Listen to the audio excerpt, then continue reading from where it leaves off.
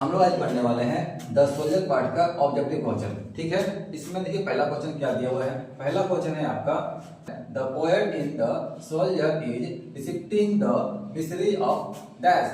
जो कवि हैं द सोल्जर के, कवि कौन है? Rupert Brooke. वो इस कविता में किस टॉपिक के बारे में बात करते हैं? एकदम गहरे रूप से किसके बारे में? आपका वार के बारे में बात करते हैं। ठीक है, युद्ध के बारे में बात करते हैं। अगला क्वेश्चन देखिए क्या दिया है। Rupert Brooke has pen the poem. Rupert Brooke ने किस कविता को लिखा है? किस कविता को लिखा है? द सोल्जर को लिखा है। किसको लिखा है? द सोल्जर को। ठीक है, अगला क्वेश्चन है Brooke inspired patriotism in the face of the first world war. मतलब कि प्रथम विश्व युद्ध जब हुआ था उस समय जो ब्रूक है हमारे हैं, रूपर्ट ब्रूक जो कवि हैं, लोगों के अंदर इंस्पायर्ड किए, प्रेरणा जगाए देशभक्ति का। कब? प्रथम विश्व युद्ध के कब?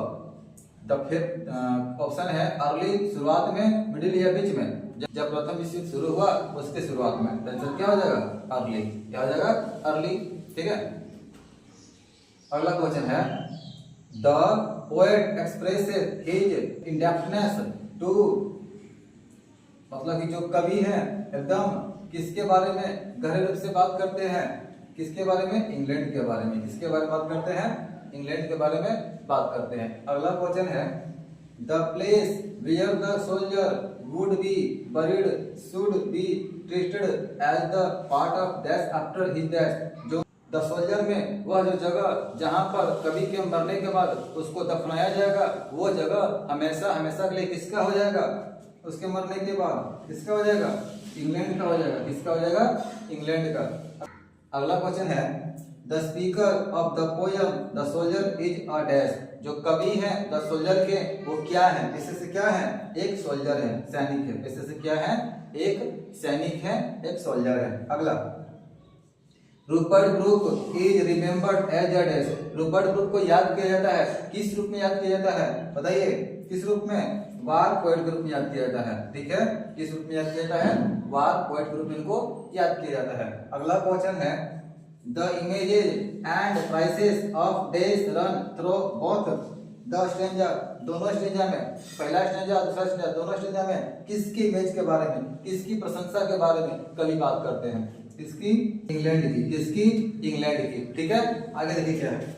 अगला क्वेश्चन है the dust stands for the. जो डस्ट है वो डस्ट कवि किसको बोले हैं? अपने आप को बोले हैं, सोल्जर को। किसको बोले हैं? सैनिक को। किसको बोले हैं? सैनिक को। अगला देखिए Rupert Brooke died in the year. Rupert Brooke का मृत्यु कब हुआ था?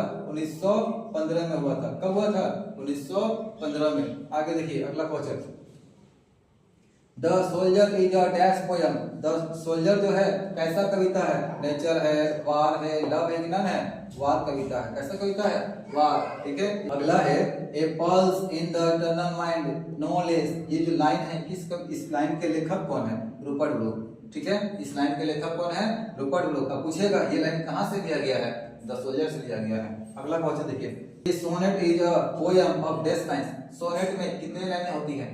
एक जो सोनेट होता है उस सोनेट में कितने लाइन होती है? 14 लाइन बताए थे। एक में होता है 8, एक में होता है 6। ठीक है, आगे देखिए the word English is used in the poem for how many times. ये जो कविता है द सोल्जर, इस कविता में इंग्लिश वर्ड कितने बार यूज किया गया है? 2 बार। इंग्लिश वर्ड कितने बार? 2 बार। ठीक है, इंग्लिश वर्ड 2 बार आया है, इंग्लैंड 4 बार आया है। आगे देखिए according to the soldier England has given her native her flowers to dash. England अपने नेटिव को फ्लावर्स के साथ क्या करने का मौका दिया है? प्यार करने का मौका दिया है। To love. क्या करने का मौका दिया है?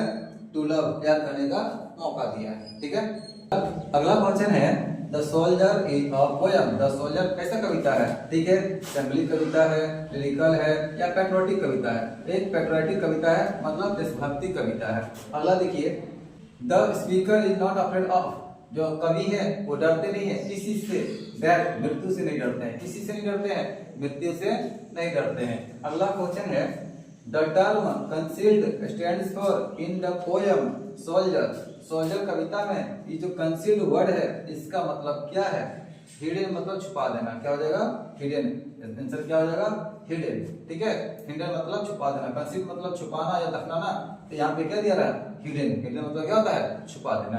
अगला देखिए, अगला क्वेश्चन है Rupert Brooke was born in. Rupert Brooke का जन्म कब हुआ था? 1887 में हुआ था। कब हुआ था? 1887 में। अगला क्वेश्चन है the soldier deals with. The soldier deal करते हैं, बताते हैं किसके बारे में? किसके बारे में? इंग्लैंड के बारे में बताते हैं। किसके बारे में बताते हैं? इंग्लैंड के बारे में बताते हैं। अगला क्वेश्चन है द सोल्जर इज क्या है? सोल्जर की कविता क्या है? द सोल्जर की कविता एक सोनेट है। क्या है? एक सोनेट है। ठीक है, सोनेट मतलब 14 पंक्ति वाली कविता। अगला देखिए, Rupert Brooke speaks in the views of an death soldier. Rupert Brooke जो है बात करते हैं किस सोल्जर के रूप में? ठीक है, इंग्लिश सोल्जर के रूप में। ठीक है, इंग्लिश सोल्जर के रूप में। अगला है if I should die think only of this me is taken from. इस लाइन को किस कविता से लिया गया है? इस लाइन को लिया गया है द सोल्जर कविता से। यदि मैं मर जाऊं तो आप मेरे बारे में केवल यही सोचिएगा। ठीक है, ये जो लाइन है कहां से लिया गया है?